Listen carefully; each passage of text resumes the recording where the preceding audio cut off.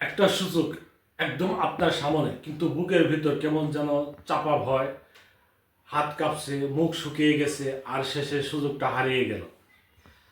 আমাদের জীবনের সবচেয়ে বড় বাধা অনেক সময় অন্য কেউ নয়, বরং আমাদের নিজের ভয় আর আত্মবিশ্বাসের অভাব। আজ আমি আপনাকে এমন কিছু সহজ কৌশল বলবো যা আপনার আত্মবিশ্বাস শুধু বাড়াবে না, বরং আপনাকে এমন একজন মানুষ বানাবে যিনি জীবনের যে কোনো পরিস্থিতিতে দৃঢ়ভাবে দাঁড়াতে পারে।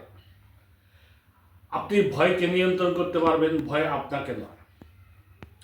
গবেষণায় দেখা গেছে আত্মবিশ্বাসী মানুষ চাকরি পাওয়ার ক্ষেত্রে 3 গুণ বেশি সফল হয়, আর 85% মানুষ তাদের জীবনের অনেক সুযোগ হারায় শুধুমাত্র আত্মবিশ্বাস ঘাটতির কারণে।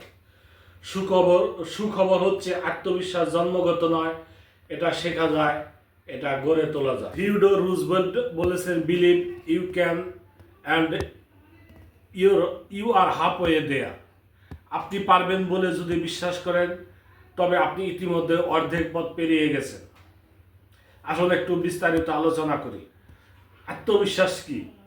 আত্মবিশ্বাস মানে অহংকার নয়, এটা হলো নিজের দক্ষতা, নিজের সিদ্ধান্তের উপরে এক নিঃশর্ত বিশ্বাস। মনে মনে সবসময় বাঁচবে আমি পারবো।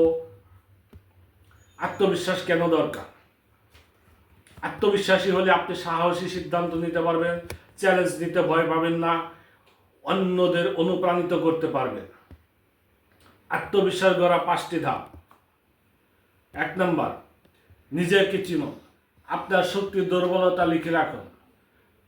কোথায় আপনি শক্তিশালী, কোন পয়েন্টে আপনি শক্তিশালী এবং কোন পয়েন্টে আপনি দুর্বল, কিসে কিসে আপনি দুর্বল, এটি একটা নোটে বা ডায়েরিতে লিখে ফেলুন।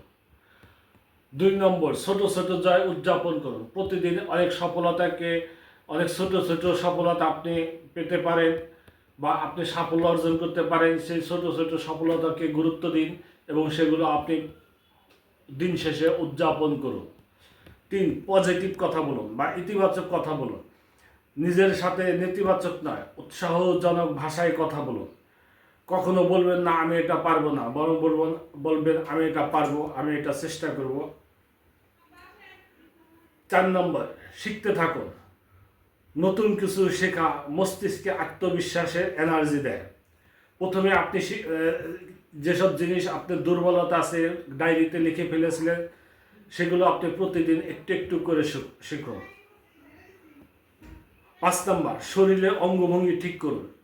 সবসময় সোজা হয়ে দাঁড়াবেন, চোখে চোখ রেখে কথা বলবেন, কারোর সাথে দেখা হলে শুরুতে একটু হাসি দিয়ে কথা বলবেন।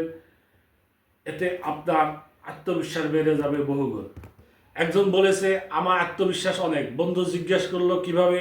সে বলল, ইন্টারভিউতে গিয়ে বসকে বলেছি আপনার চেয়ারটা খুব আরামদায়ক, আমি চাকরি না পেলেও চেয়ারটা রেখে যাব। হাসি দিয়ে বলবেন, মুড হালকা হবে। বন্ধুরা, মজা করলাম ঠিকই, কিন্তু আসল কথা হলো আত্মবিশ্বাস ছাড়া জীবনের খেলায় পুরো খেলোয়াড় হওয়া যায় না। সময় এসেছে নিজের ভেতরের শক্তিকে জাগানোর।